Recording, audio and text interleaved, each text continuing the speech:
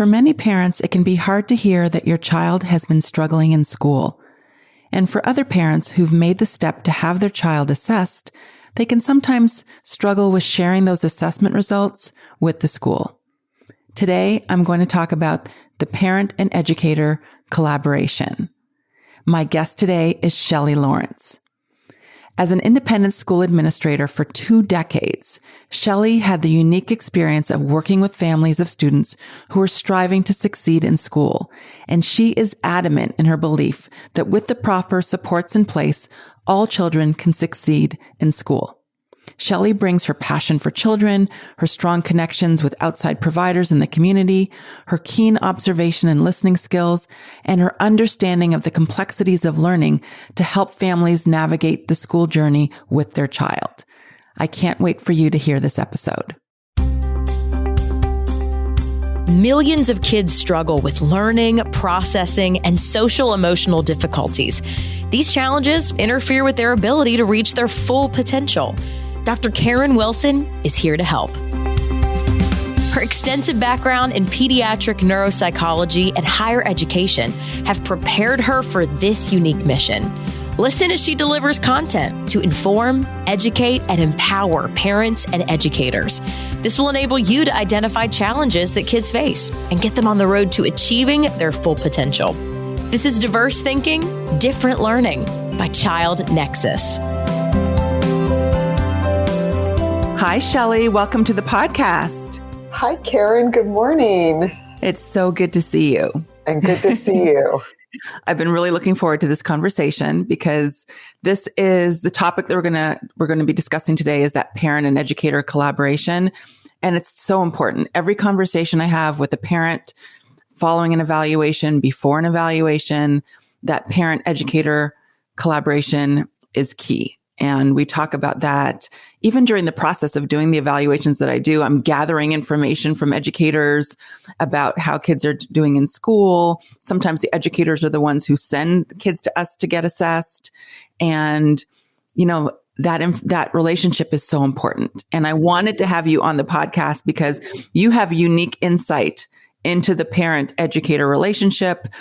And before we logged on, we said it's important to talk about. And so again, I'm just so glad you're here to have this conversation with me. Me too, because it's really one of my favorite topics to discuss. You know, we've been talking on this podcast about children who think and learn differently.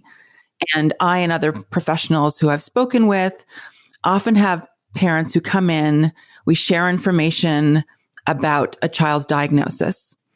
And you know, sometimes parents are reluctant to share that information with the school because there's a fear of stigma about the school sharing the information with other schools, particularly if a child is transitioning from an elementary school to a middle school or from middle school to high school. I would love for you to talk about kind of you in your former position as a school administrator, how important it is to have that information and then what you do with that information. For sure. So I look at the neuropsychological evaluation as a roadmap, and it's really information.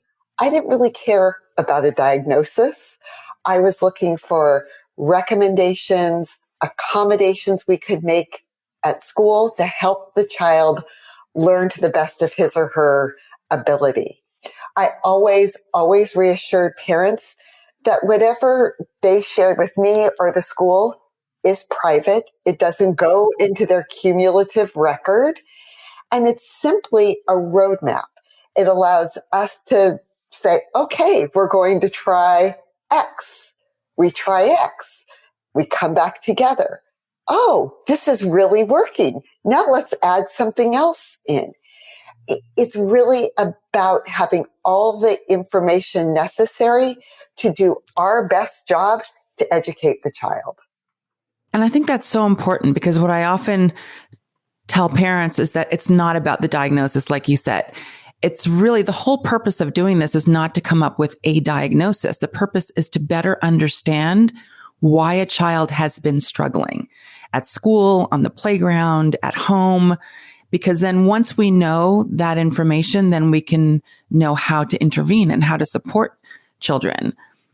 And if at school, you don't know why a child is struggling with math or with reading, with communication, then it's hard for you to know how to teach and how to support.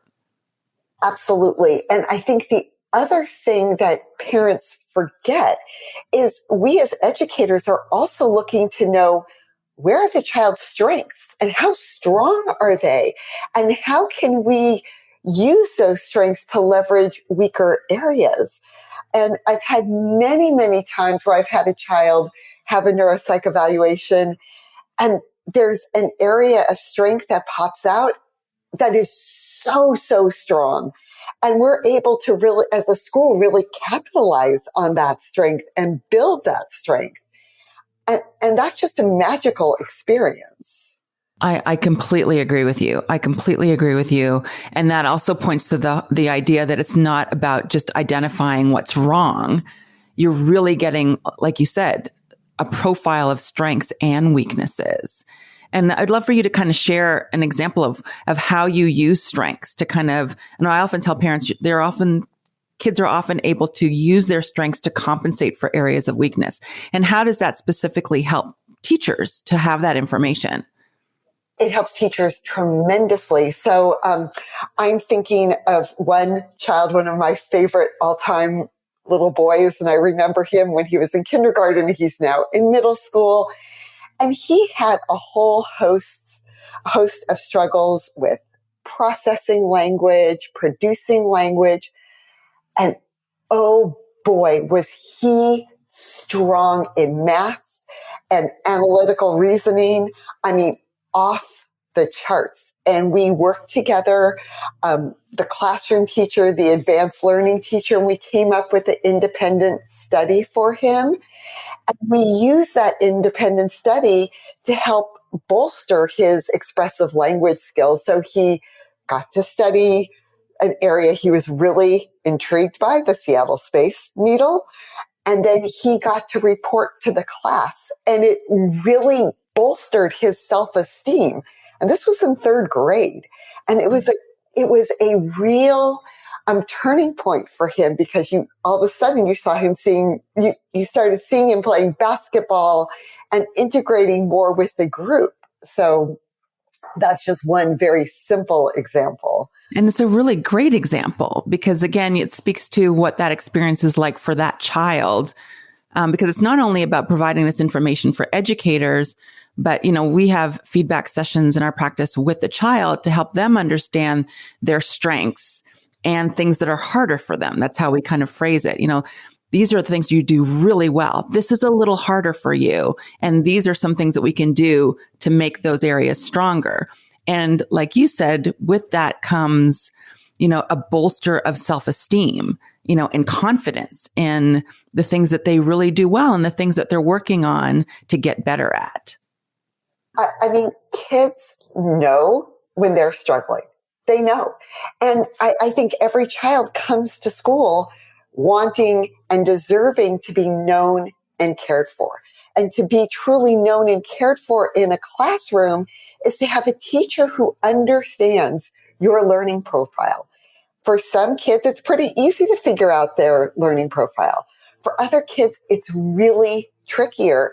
And those strengths aren't so apparent at first, or the weaknesses are hiding under. And once the child knows, you notice a freedom about them to really feel cared for in school and to do their best learning.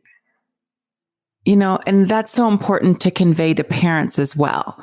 And I think that's where that collaboration between parents and teachers is so important, because I think as a parent, if I know that my child's teacher feels that way about my child, then I'm more likely to trust that person with my child's well-being in the classroom, and trust that if I'm giving them information about a private evaluation, that they're going to use that information to help my child.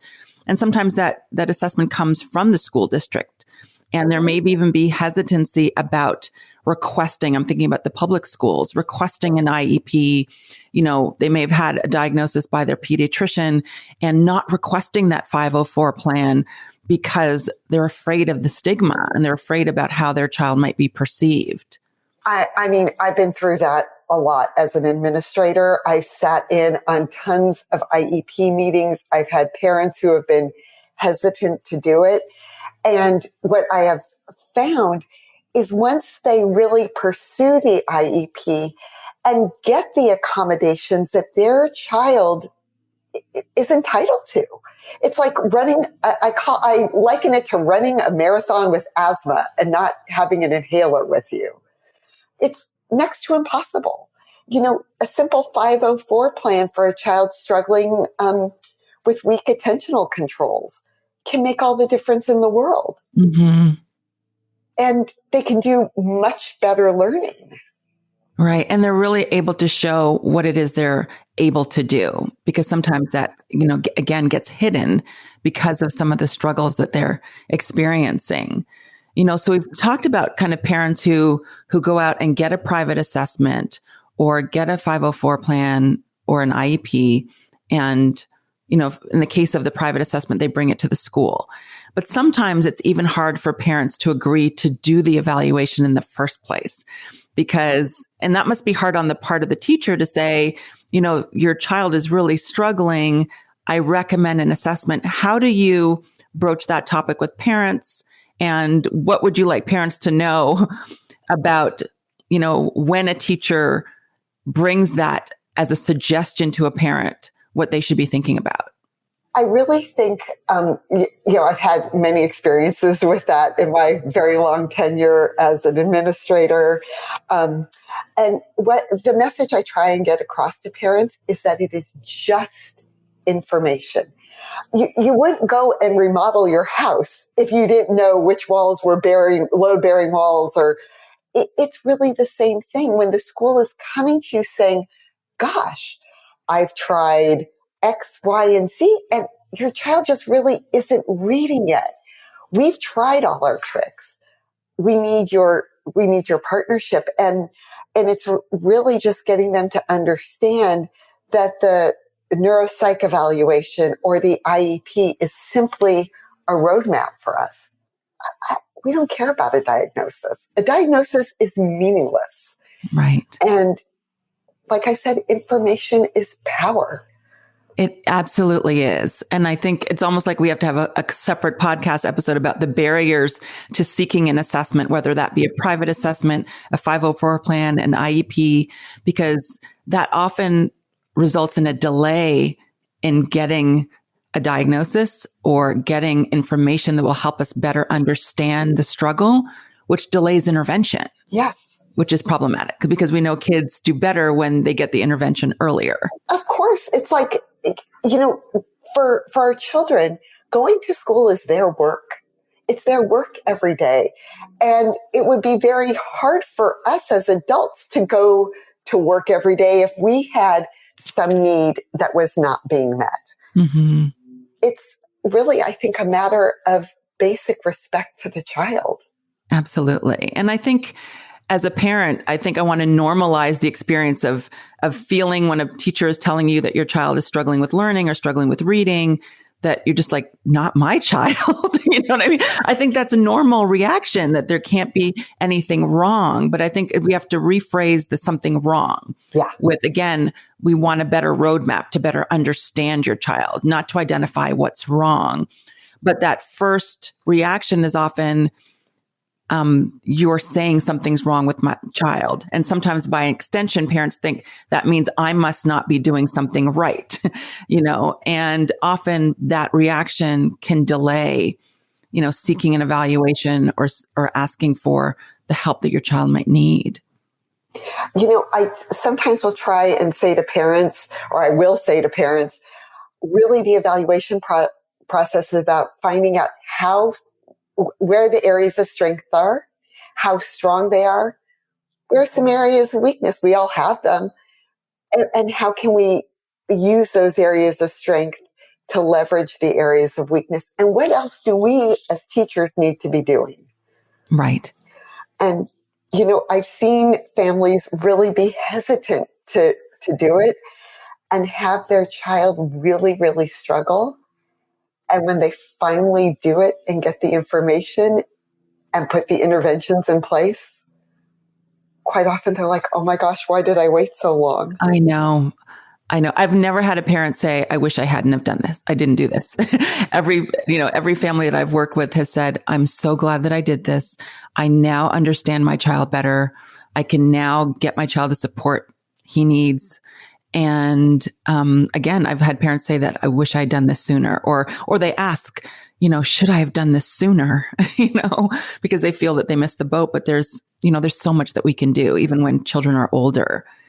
And so you transitioned out of academia, and now you're using all the skills that you learned from working with parents and educators to help families. And you describe yourself as a family's educational quarterback, which I love that. Exactly. Can you describe to our listeners what you mean by that? Okay. So I'm the person you come to after you go to Karen or another neuropsychologist, or you have an IEP. And you're really looking at, whoa, there's a lot of information here. There sometimes can be tons of recommendations for the school, recommendations for the family. I'm the person who you can come to, who can help you prioritize outside recommendations, get you connected with great providers in the community. I'm also the person who can interface with the school and help you meet with the school on a regular basis to look at accommodations and modifications that the school is putting into place. How are those working? You don't want to do something that is not benefiting your child. And so it's like, oh, great. It really helps to have, the child take a test in a separate quiet room. Oh, no, that's not really making much of a difference. So it's really about open, clear, regular communication. And I really help facilitate that process. And I think that prioritizing the recommendations is so important because I've written those reports. So I know what my list of recommendations looks like. And I've read other reports from clinical psychologists, from neuropsychologists, speech and language pathologists, occupational therapists. And I know that parents are often like, I don't even know where to start. So that's why the feedback session that we have as psychologists are so important, because that's where we can prioritize. Because there's no feedback session that I've had with a family where I go through the entire list of recommendations. I'll say, these are the things you need to prioritize. You need to set up a meeting with the school and discuss these top 3 accommodations. You have to connect with an educational therapist for the reading intervention or an occupational therapist to work on fine motor. But oftentimes after they leave our office, they need that reiterated to them. They need someone to, again, coordinate that communication with the school. And it sounds like that's such a valuable resource that you're providing families as being that liaison. Yeah. I mean, this is how I've looked at it for a very long time. As the parent, you've really taken the time, the financial investment to get these evaluations. You want to make sure that everyone's working together to benefit your child. I would say I used to have a round table in my office. I'm placing the child at the center of this table. Oh, that's great. It is what we are doing benefiting him or her. That's what matters. And really holding everyone accountable. Because if teachers are not doing what they need to be doing, someone needs to call them on it. And sometimes if parents are not, following up on their end, we need everyone to be working together. Yes. And that team is so important.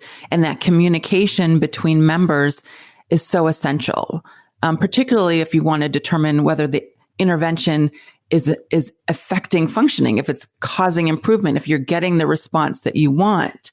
And you as an educator, you must see this too, is that you want to know if the intervention, particularly if it's happening outside the school, is impacting daily functioning and not just showing improvement in a therapy session. You want to know, is it helping at school, in the classroom, on the playground, not just during those sessions? Yes, exactly. Is the child taking the reading intervention that they're getting outside of school, and are they starting to generalize that into the text they're reading in the classroom? I was fortunate enough to work at a school that had a very robust student services program.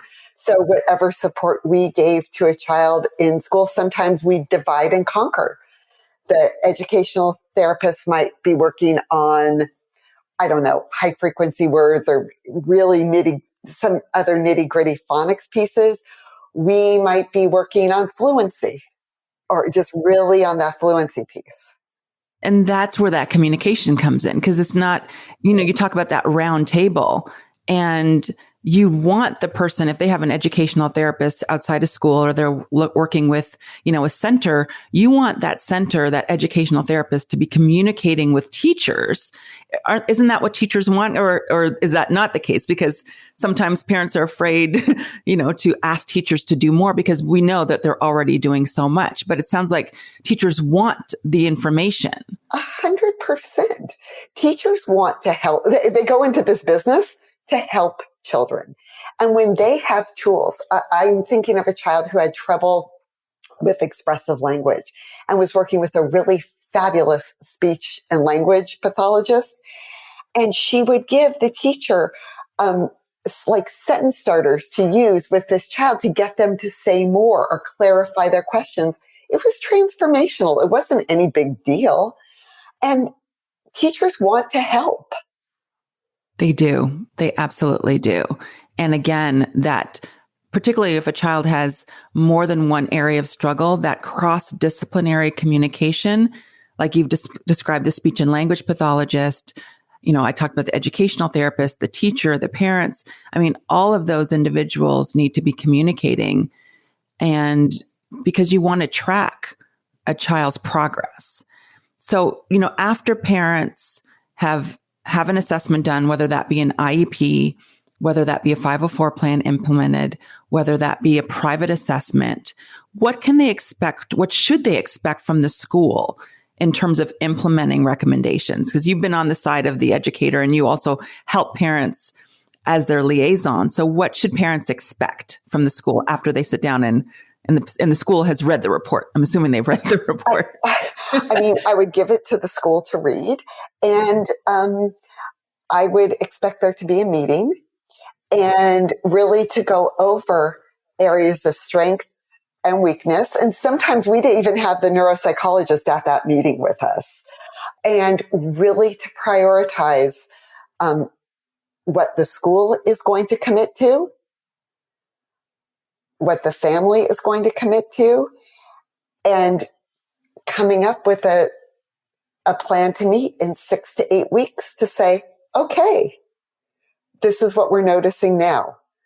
How is it going at school? It's about taking the temperature. Is the child improving? How do we know? What are we noticing? Right. That is so, and that meeting is so important. And I've had schools invite me to that meeting, and it's been really great to have. I think the best meetings I've sat in on are those meetings where the teachers are there, the head of the school is there, the parents are there, and any other clinician who is working with that child, whether it be a speech and language pathologist, an occupational therapist, ed therapist, is also in the room. And I'm giving the results, and everybody is in that room getting the same information, and they're on the same page in terms of prioritizing recommendation services. And that is like one of the best experiences I have, because I know that everyone is taking the information and there's a plan for moving forward, and everybody is on board with that plan. Yeah. And from the educator side of it, Karen, it's so fulfilling. You feel like, wow, we're doing good work here. We're helping a child. And, I've been around in the school for a long time. And what's fabulous is to see kids who have really maybe had some areas of weakness when they were younger and got really good at intervention, how they often take off and just do amazing things. It's such a rewarding feeling. It's so rewarding. It is so rewarding. And that kind of, what I was thinking about, the next step is after that initial meeting and that 6 to 8 weeks has passed or longer. Like, how do you as educators assess whether a child is progressing? What should parents expect in terms, and we know that there are individual differences for each child in terms of how long that process will take, what that looks like, but what are some things that you are looking for? Because I always tell parents to look past just the goals in an IEP. Yeah. Because oftentimes your own observations can be very enlightening. And I can think of an example, a parent who said that a child was struggling with reading, had worked with a tremendous educational therapist. The school was on board providing support. And the child went from always wanted to read chapter books. And she was in the 3rd grade and couldn't read chapters books because she couldn't get through the text, and now was able to read chapter books. And I think that is a marker of progress. Huge. Yes. Huge.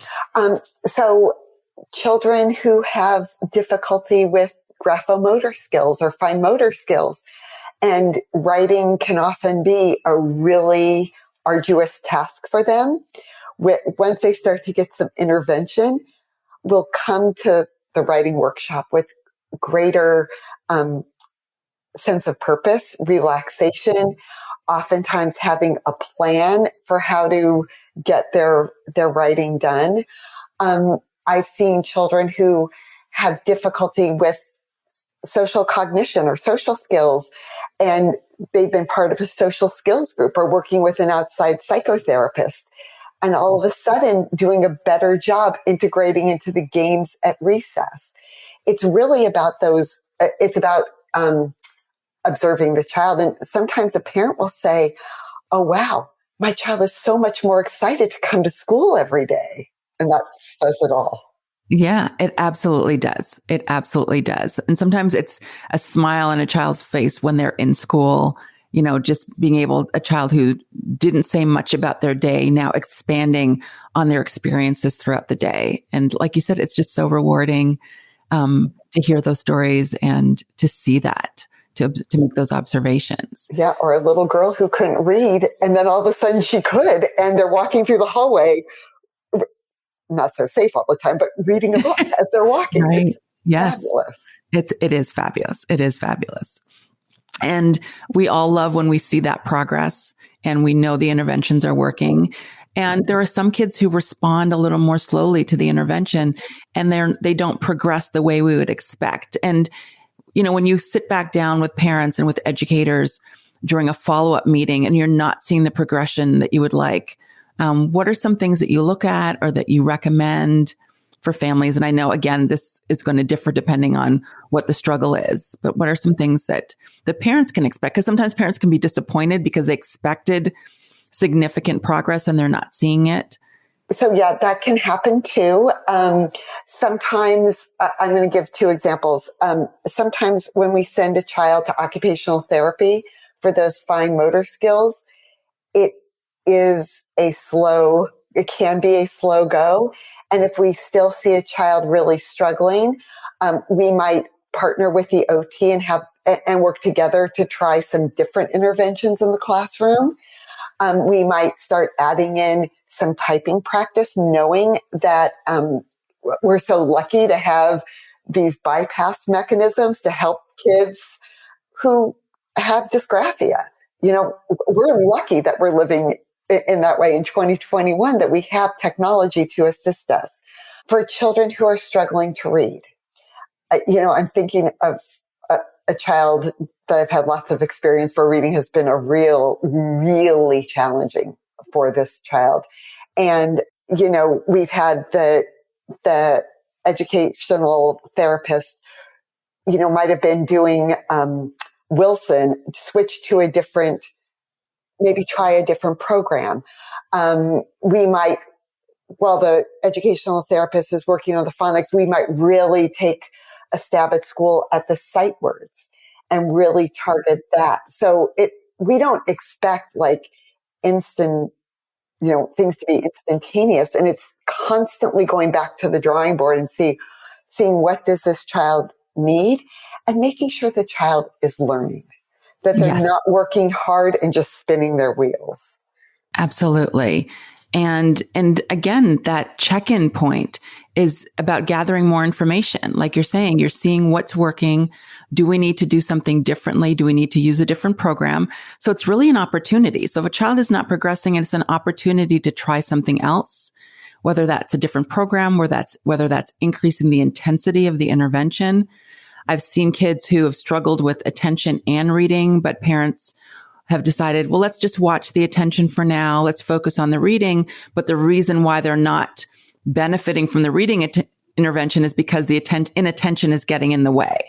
And so then they decide, okay, maybe we need to work on both of these at the same time, or address the attention in order for the child to better be able to pay attention to the reading intervention. And so again, it's an opportunity to have communication with the team, to regroup, to make modifications to the intervention plan, and then regroup again and see what's working. Because I think the goal hasn't changed. The goal is still to help that child thrive, help that child achieve their full potential, and to learn. And we just are looking at different ways to do that most effectively. Yeah. And, I'm glad you brought up, Karen, the issue of attention. I've quite often seen children who really struggle with attention and struggle to learn to read. And when that attentional piece is taken care of, all of a sudden you see the reading really take a jump. Absolutely. I've seen that too. And it seems like if there is an attention issue, it helps with so many other things with writing, because you can stay longer with a task. And we know that writing requires a lot of attention, divided attention, inhibiting distractors, organization, planning, all of those things which are connected to that attention system. So huge drain on executive functioning. Absolutely. So we've talked about, again, this importance between that parent and those educators, the teachers, the school administrators. And it's really critical to, I think, again, to come together and to realize that everybody wants the same thing. And obviously they're going to go about achieving those goals and helping that child in different ways. What the parent is doing at home is going to be different than what the teacher is doing in the classroom, what the therapist might be doing outside of the classroom or inside the classroom if it's school-based. But it sounds like the end goal and realizing that you're all working towards the same goal is so critical. Yeah. Frequently we'd start meetings at my school by saying, here is team so-and-so, that we're on this child's team. Yeah. And we're really trying to help him or her really learn to the best of their ability. And that's absolutely what we want. Yeah, it is. They deserve it. They do. Shelley, I think this conversation is going to help a number of parents and a number of educators who are working with kids, working with parents to help kids with learning or social emotional challenges thrive. And thank you so much for coming here and sharing this information and sharing your experience, because again, I think it's going to help a lot of parents and a lot of educators. What is the best way for people to connect with you if they want to learn more about the work that you do and how you support families? Sure. You can go to my website. My company's called Schoolhouse Collaborative. So it's www.schoolhousecollab.com. And my email address is shelley@schoolhousecollab.com. Wonderful. And I will put all that information in the show notes for this episode. Shelley, thank you so much. Thank you. It was great seeing you. Great seeing you, Karen. Thanks for listening to Diverse Thinking, Different Learning by Child Nexus. For more resources, visit us online at childnexus.com.